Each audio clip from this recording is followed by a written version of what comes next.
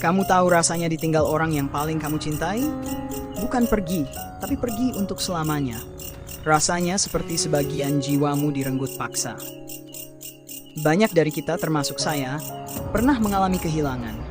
Ketika pasangan hidup kita, orang yang selalu ada di samping kita, tiba-tiba tidak lagi di sana. Bukan karena keinginan, tapi karena takdir. Luka itu dalam, sakitnya bukan cuma di hati, tapi di seluruh tubuh.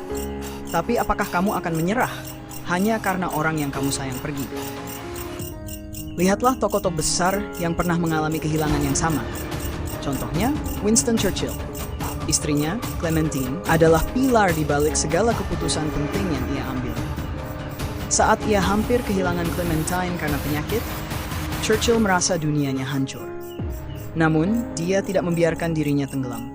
Dalam buku Churchill Alive, dia mengatakan, "We make a living by what we get, but we make a life by what we give." Hidup bukan tentang apa yang kita terima, tapi apa yang kita berikan. Kehilangan itu nyata, tapi bukan alasan untuk menyerah. Banyak orang yang habis-habisan setelah ditinggal pasangan. Mereka tenggelam dalam kesedihan, menolak untuk bangkit. Seakan-akan hidup mereka sudah berakhir. Hei, dengarkan aku baik-baik. Kamu boleh sedih, itu wajar. Tapi yang gak wajar adalah ketika kamu berhenti hidup. Kamu tidak hanya hidup untuk pasanganmu, kamu hidup untuk dirimu sendiri dan orang-orang yang masih membutuhkanmu. Sebuah studi dari Journal of Psychological Science menunjukkan bahwa orang yang berhasil bangkit dari kesedihan justru menjadi lebih kuat, lebih bijaksana. Kamu tidak bisa terus-menerus berada di bawah, menyesali apa yang sudah terjadi. Dunia ini gak berhenti berputar karena kamu kehilangan. Jadi jangan berpikir hidupmu berakhir di sini. Aku pernah bertemu dengan seorang wanita bernama Sarah, seorang ibu tunggal yang suaminya meninggal mendadak karena serangan jantung. Awalnya, dia merasa hidupnya hancur. Tapi satu hari, saat dia sedang melihat foto suaminya, dia sadar, jika aku terus-menerus jatuh, suamiku pasti kecewa. Sejak itu, dia bangkit. Dia bekerja keras, merawat anak-anaknya, dan sekarang melakukan bisnis yang sukses. Dia tidak hanya bangkit, tapi dia menjadi lebih kuat dari sebelumnya. Sekarang, pertanyaannya, apa yang kamu lakukan setelah kehilangan? Apakah kamu akan terpuruk membiarkan kesedihan menghancurkanmu?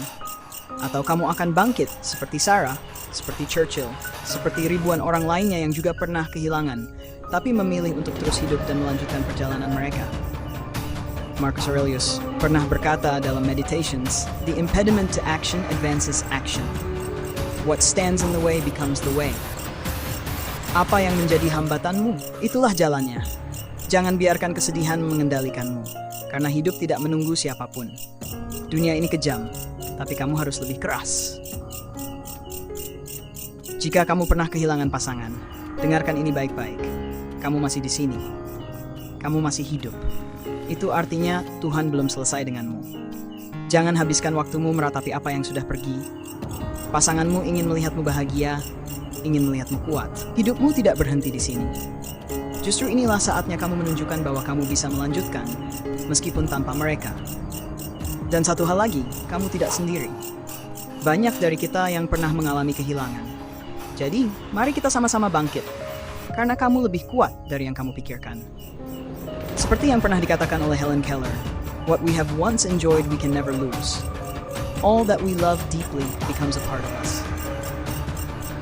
Pasanganmu mungkin sudah tiada, tapi cintanya akan selalu ada di dalam dirimu.